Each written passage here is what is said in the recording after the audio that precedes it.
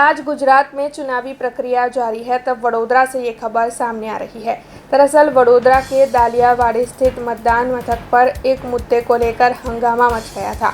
दरअसल इस मतदान मथक पर संजय भाई नाम के एक शख्स का नाम लिस्ट में मौजूद नहीं था, जिसके बाद पूर्व विपक्षी नेता चंद्रकांत श्रीवास्तव, साथ ही वडोदरा बैठक के कांग्रेस के प्रत्याशी जशपाल सिंह पटियार और वडोदरा शहर कांग्रेस प्रमुख ऋत्विज जोशी मतदान मथक पर आ पहुंचे थे और उनकी ओर से इस समस्या को सुलझाने की कोशिश की जा रही थी।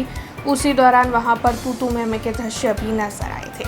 તમારા અહીંયા નામ જ નહીં અને તમે અહીંયા જીવતા જ નહીં, તો પછી મેં એમને વોટિંગ કાર્ડ ને રેશન કાર્ડ બતાવ્યું, તમે આ માણસ તમે જીવતો જ, પછી તમે મને કેમ નહીં કહેતા કે તારો નામ જ નહીં, કશું જ નહીં, તો પછી મેં શું કરું?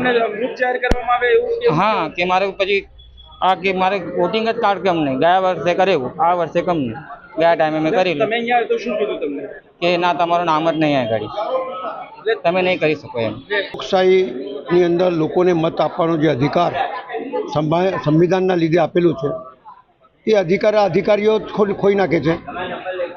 આ સંજુ મારા ઘરની સામે રહે છે, એનું ગયા વખત વોટિંગ કર્યું, આ વખતે મતદાર યાદીમાં નામ જ નથી, એટલે જે સરકાર ચલાવે છે, અને આ એક કિસ્સો નથી, આવા હજારો કિસ્સા આ વડોદરા શહેરની અંદર ઘરની પાસે પોલિંગ બૂથ હોય અને એને 2 કિલોમીટર 3 કિલોમીટર દૂર જવાનું।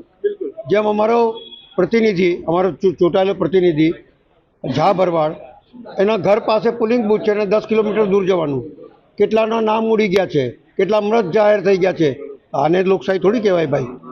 તમે તમારે સત્તા પર બેઠેલા લોકોનો મતાધિકાર છીનવી લો છો, અને એના છીનવી લો છો જે ખરેખર અમારા વોટર છે।